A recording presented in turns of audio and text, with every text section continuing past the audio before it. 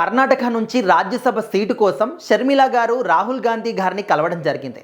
అయితే ఎప్పుడైతే తెలంగాణ అంటే వైఎస్ఆర్ తెలంగాణ పార్టీని కాంగ్రెస్ పార్టీలో విలీనం చేసిందో అప్పుడు కాంగ్రెస్ అధిష్టానం షర్మిల గారికి ఒక మాట ఇచ్చిందన్నమాట. ఆ మాటని ఇప్పుడు నిలబెట్టుకోండి అని చెప్పేసి షర్మిల గారు సహాయశక్తులా కూడా ప్రయత్నాలు చేస్తూ ఉన్నారు. మనందరికీ తెలిసిందే, కాంగ్రెస్ పార్టీకి సంబంధించి కర్ణాటక రాష్ట్రం నుంచి 4 రాజ్యసభ సీట్లు ఖాళీ అయ్యాయి. సో తొందరలోని దానికి సంబంధించినటువంటి నామినేషన్స్ కూడా స్వీకరిస్తారు. ఒక ఎలక్షన్స్ కూడా జరగబోతున్నాయి. సో ఇలాంటి తరుణంలో నాకు అంటే షర్మిల గారికి కాంగ్రెస్ పార్టీ నుంచి కర్ణాటక రాష్ట్రం నుంచి రాజ్యసభ సీటు కావాలి, అవకాశాన్ని నాకు ఇవ్వండి అంటూ అధిష్టానం నుంచి మాట్లాడడానికి షర్మిల గారు రాహుల్ గాంధీ గారిని కలవడం జరిగింది. సో మరి షర్మిల గారికి ఒక రాజ్యసభ సీట్ అనేది రాహుల్ గాంధీ గారు ఇస్తారా?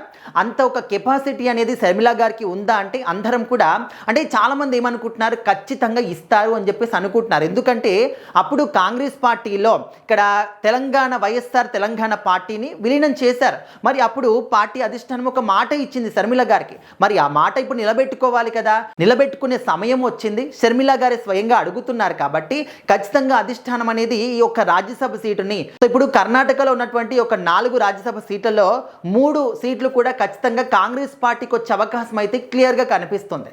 సో అందులో ఒక సీట్ అనేది ఖచ్చితంగా షర్మిల గారికి ఇవ్వాలి, ఇచ్చి తీరాల్సిందే అని చెప్పేసి కొంతమంది మాట్లాడుతూ ఉన్నారు.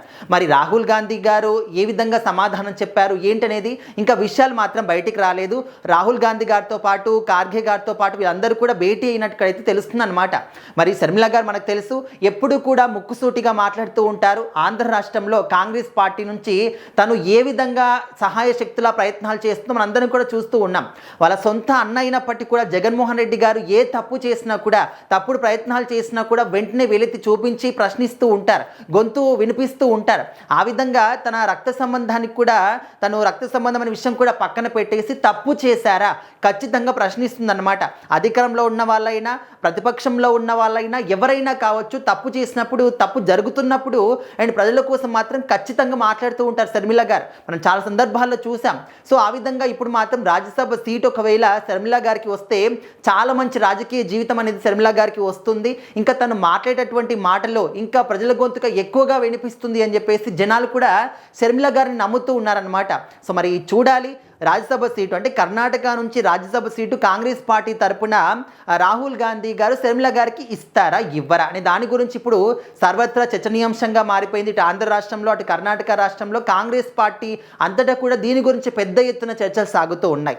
సో మరి రాహుల్ గాంధీ గారు ఇటు షర్మిల గారికి రాజ్యసభ సీటు కర్ణాటక నుంచి ఇస్తారు అనుకుంటున్నారా? ఒకవేళ ఆ ఛాన్సెస్ ఉంటాయి అనుకుంటున్నారా? మీ అభిప్రాయం ఏంటో కామెంట్ రూపంలో తెలియజేయండి.